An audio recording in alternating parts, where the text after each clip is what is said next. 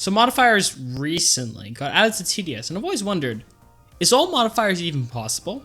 Or, more realistically, without major glitches, how many modifiers at once can you beat in Solo Fallen?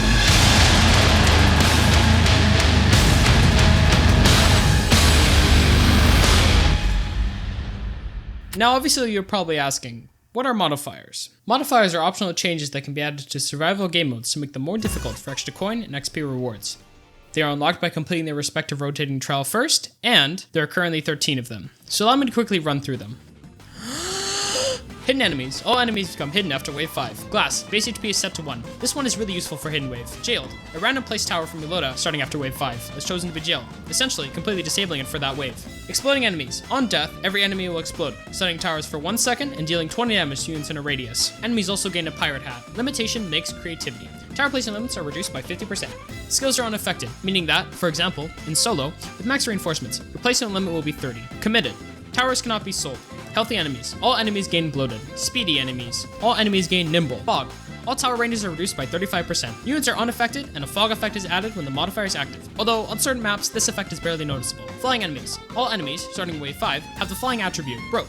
All income sources should be reduced by 33%. However, it's currently bugged and reduces income sources by 50%. Income sources include basically everything except for selling towers and wave bonuses. Quarantine. The red ring that prevents tower placements is expanded to comical proportions, making the game completely impossible in most situations without using bugs to bypass the modifier. Finally, inflation. All tower upgrade and placement costs are increased by 50%, kind of like hardcore. Okay. Now, listening to all the modifiers do isn't what you're here for. I mean, you can just go to the wiki for that. What you want to see is how without the use of major glitches. Major glitches in this case refers to 2 specific things. 1, bugs that bypass quarantine, such as map geometry, and 2, reviving just completely disabling the effects of the majority of modifiers. You could probably beat all the modifiers in some boring game mode like easy, but I want to push this idea to its limits. But first, we need strategy. Skills and consumables will be used for this since they make the early game possible and help with horrendous eco. But what will our loadout be? Well, depending on the modifiers chosen, the loadout I went with was this, after a few different failing loadouts and attempts. Mercenary Base, which was recently buffed and nerfed again. Essentially, it is the key to winning this challenge due to the fact that enemies with a flying modifier will be unable to deal collision damage to units regardless if the hitboxes intersect. This makes it the best choice as this DPS is cheap and can easily snowball the mid and late game. The next towers were Ace Palette and Electroshocker. Electroshocker, while on its own unable to hit flying and hidden enemies, when combined with the Ace Palette's level 4 hidden detection buff and natural flying detection, allows it to hit the hidden flying enemies that will appear due to the modifiers chosen, stalling them and giving more time for all of our other towers to attack. Additionally, due to a bug with, well, a majority of status effects in the game being improperly affected by timescale, allows an Electroshocker at 2x timescale to nearly permastall any enemy without the no stun attribute. Of course, the Ace Palette also has really good early game. The next tower I'll be bringing is DJ for eco and helping with the cost, range, and damage of all towers. My final tower is the Gatling Gun, due to its cross-map range, hidden and flying detection, and good C when factoring its Pierce. Although, in this run, it didn't really see much use until very late into the game. For consumables, we will be using supply drops to allow us to actually survive wave 6 with Ace Palette, grenades for any leaks, damage flag, which basically went unused and probably could have been swapped for something more useful, and finally, Chekhov's gun, the nuke.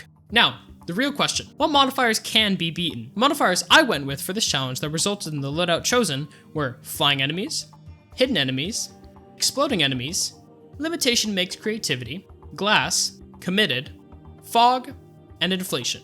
While you could squeeze out quarantine by abusing map geometry or other bugs to get to 9, these are the 8 legitimate modifiers I have chosen. The map I have picked is Honey Valley, and without further ado, let the challenge begin. The early game is quite simple, saving for a level 4 ace and using supply drops whenever possible. This then allows me to get an E-Shocker to help the Ace Palette, along with a DJ to allow me to save for a level 3 mercenary base. Since Riflemen are the only unit that can directly hit both hidden and flying enemies, it's the only usable damaging unit here. Medics, however, should not be discounted. Their healing and shields can basically completely nullify the effects of the exploding enemy's modifier. Along with the aforementioned collision immunity flying enemies have, all of our Riflemen are completely untouchable, allowing them to very easily stack. Despite all this planning, wave 14 ends up being pretty close, forcing me to use my grenade to finish off the last of the Fallens. And, finally, I get my first level 3 mercenary base on wave 15, right before the first major threat, that being the wave 16 Fallen Giant. I should also note that the flying modifier, as of the recording of this video, was bugged. It does not visually show the enemies having the wings and bounce effect they normally should have. Okay, we're getting sidetracked. Back to the game. Next, I get a level 3 TJ to increase my eco and make the mercenary bases cheaper, allowing me to promptly get 2 more level 3 mercenary bases. Next, after getting more electroshockers and ace pilot range in the level 4 DJ, I rushed to level 5 mercenary base for field medics to keep my riflemen basically permanently alive. The riflemen continue to build up as I finally maxed the DJ. Now, with the beginning of mid-game, you know what I think is something that isn't mid and that you should do? You should subscribe, like, and comment down below your favorite TDS tower. It really helps me out if you want to see more videos like this in the future. Anyway, back to the game. The Wave 30 Fallen shield gets pretty far, but the riflemen are able to take it out. As I get level 4 E-Shockers and an additional level 4 Ace to help with some of the mid-game waves, here comes the make or break wave for this challenge.